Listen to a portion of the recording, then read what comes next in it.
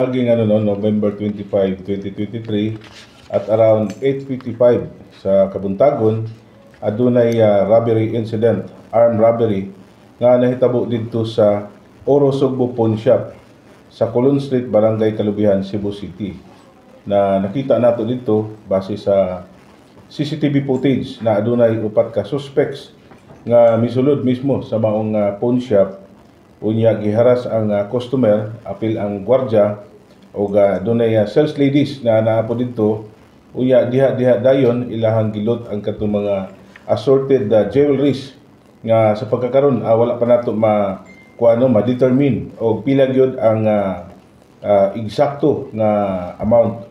So naghulat pa ta sa inventory nga pagkahimuon sa maong owner sa pawn shop. So acting on that incident natay mga nagresponde dayon ta kay para kini nga atong mga involved sa maong robbery incident atong ma-absan or atong madakpan. Pero wala ginato sila makuan tungod sa planado kayo ang ilahang execution.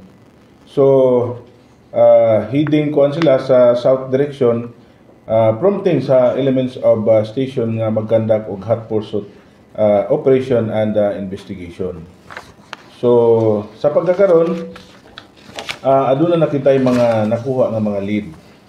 In fact siguro nakabalaman mo nga adunay isa nga nadakpan dito sa Mandawi, although naay mga nakuha dito na mga firearms, assorted na mga ammunitions, magazines o napay mga explosives. So kadto siya makonsider gihapon nato to siya nga kanang person of interest kay before the incident natay mga na-monitor na grupo sa mga armado, particularly nagstay sila dito sa area sa Mandawi na base sa information nato nakuha na sila plano na mag-conduct o mang-hold up. Dili lang clear kung sa Mandawi o sa Cebu City. Pero diha gyud na hitabo, diri gyud na hitabo sa Cebu City. So sa pagkakaroon nakita nagatutok gyud og maayo atong gipahugtan og atong gipadayon ang maong investigasyon. Nagkakaroon na tayo ng dragnet ng operation kauban ang atuang mga station commanders, ang atong mga operatives, ang atuang mga intel. Kita tanan kami tanan tinabangay na padiri ang atuang taga regional na mga personnel operatives para lang yun tinabangay. Unya ang nakanindot kay naapoy mga positive na outcome sa base sa ato ang pagpaningkamot. Na-trace na to sir ang mga CCTV camera. Yes, mao gini atong gipangusgan og maayo kay wala magutay makuha dud na lead. Wala tay makuhang idea kung dili kita mo balik sa CCTV footages Kaya nga nagkakaroon tayo ng backtracking. Kung napansin na mo nga ang kadtong mga upat ka suspects na involved sa maong robbery incident, nakasakay sila og duha ka motor. Kada motor tulo ka bug ang onboard. Usually ang katong driver naka-helmet, ang katong duha wala na. Or naka-face mask sila, naka-kalo. Pero napansin nato na sa padayon na mo nga pag-imbestiga, padayon na mo backtrack sa mga CCTVs, nakita nato nga aduna di ay usa ka sakyanan nga nagsunod sa ilaha. Ang katong tao o katong suspect nga may dala nga bag nga dito niya gibutang ang iyahang long firearms ug posible naapo dito ang katong mga jewelries, mga items nga nakuha nila sa maong pawn shop, gidala gisulod nila dito sa bag, ni sakay siya sa maong sakyanan nga Honda City sedan. May development sa pagpupod sa sakyanan or sili? So far nanatay mga kuan, in fact na recover na nato ang maong sakyanan na intercept sila there is a area sa Sibunga Municipality. Unya adunay duha ka onboard na mga personalities sa pagkakaroon ato pang palagman gyud ang atong investigasyon. Dili lang sa ako mag-mention og mga pangalan no para dili ma-compromise ang ato ang ongoing na investigation. Dahil nakuha ng mga armas. Naay nakuha nga mga firearms, naay nakuha nga mga ammunitions, kini sila posible mga kauban gihapon ni sila sa maong kuan, sa maong grupo nga naghimo sa maong armed robbery. CD, would you say na ang mga CCTVs is vital sa investigation? Very vital gini nga CCTVs no kay kung wala na siya, wala na gyud tay makuhaan nga ebidensya ba. So ako nagpasalamat pug ko sa mga kuan establishments owner, sa mga katawhan diri sa siyudad sa Sugbo nga very cooperative sila.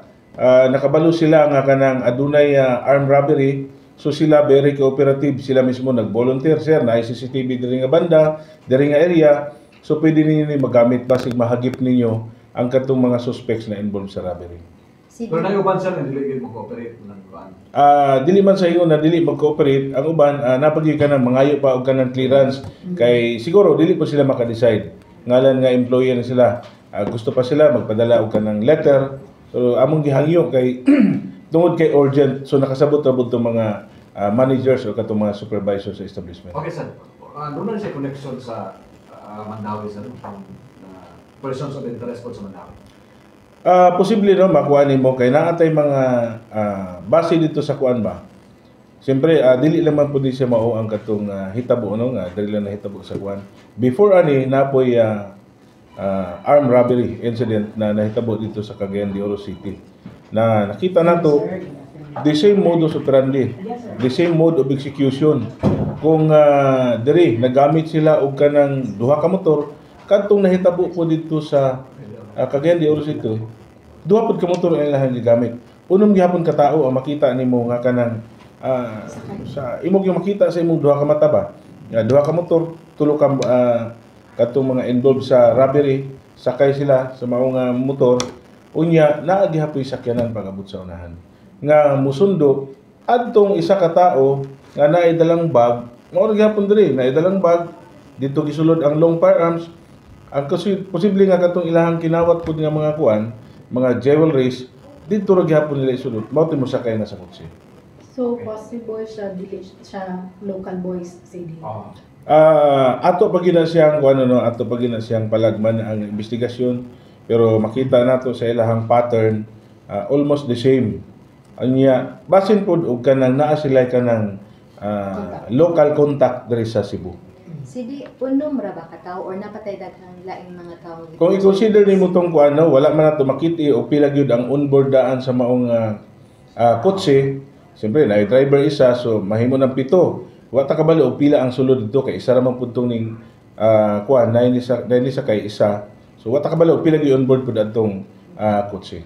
CD, katong duha ka personality nga na intercept po ninyo together with the sakyanan, yun itong consider a suspect or a person of interest? Yes, makonsider gyud nato sila og persons of interest kay nganong naaman sila or nganong sila man ang nagamit sa maong sakyanan nga diin kini nga sakyanan mao ni siya ang gigamit sa mismong akto nga pagpanghudap. So for questioning pa to sila. For questioning, makita namo nga naapod sila kanang partisipasyon, makita namo dito nga sila naagi kanang involvement sa maong robbery incident. The firearm nga nakuha sa sakyanan RD is the same katong nakita sa CCTV nga ipanggamit? Di match. Wala pa tayo nakuha na kuan, marag wa tayo nakuha na ako sa review kung napatay nakuha nga long firearms, pero laan po short firearms po na ginagamit ato nga mga tulisan. Nunod ali CD na ba tayo mga gipalikon ba na ba itong security sa ato ang city para hindi siya mausap? Tungod sa maong hitabo no, ato yung gikuan gi-estudyohan gyud nato maayo nga dili na mahitabo og otro nga kato nga insidente.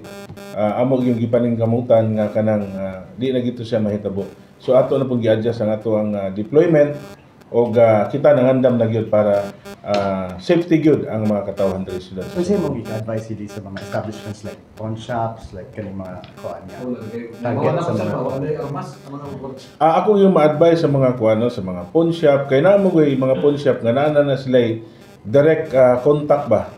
Na sila alarm na gi-install sa ilahang siya para anytime kung naay mga insidente nga susama ni adto na sila'y connection, na sila'y connect dito sa police station, which is mas mapabilis ang ato ang pagresponde. About security guards nila. Security guards, ang kato security guard nga involved ato na ato pati siya atong gi-monitor ug sa iyang background kay pati tong security guard nga dito sa atubangan. Kay wa ta kabalo, kini mga ingani nga grupo posible nana sila mga kaubanan nga ila lang ipakuan diya. Kunyari, mag-apply as security guard para mag-monitor, para makakuha sila ng informasyon ug unsa ang tama nga oras nga para pwede sila magbuhat og krimen. So posible makitagbo ta sa mga security agencies sa CD Sa pagkakaroon, isa na sa ato ang mga move na kinahanglan ang ato ang mga security agencies, kini mga establishments owner nga naay mga gwardya mag-coordinate labi na sa mga pawn shop, sa mga bangko nga dapat naagyoy kuan kato mga financial institutions naagid mo kanang direct na contact sa police station. Magpa-install mo ka ng mga alarm para dali ra kay nato makuan marespondihan ug naay mga concern, naay mga problema. ICD, pwede na mo pawagay na if unsang time sa to na intercept na to sa to kapulisan ang katong sakyanan ICD ito po lang ang sakyanan. Di ko sure sa kuan ha, wala na ba sa kuan pero kagabi lang siya na intercept. Dapat may mga pasalamatan RDICD regarding sa mga nitabang na to. Of course, magpasalamat mi na sa katong mga establishments owner, labi na katong naay mga CCTV cameras nga very cooperative ug usab ang ato ang halangdon nga Regional Director si Police Brigadier General Anthony Abellana Aberin tungod sa iyahang kanunay nga pagmonitor no sa kini nga panghitabo nga para dali ra gid kini masulbad. Ug usab sa ato ang local government unit, sa ato ang mayor si Honorable Michael Lopez Rama sa iyahang kanunay nga support ug sa iyahang mga advice o guidance kay para lang yun kita diri sa siyudad sa Subo permanente nga safe. Okay.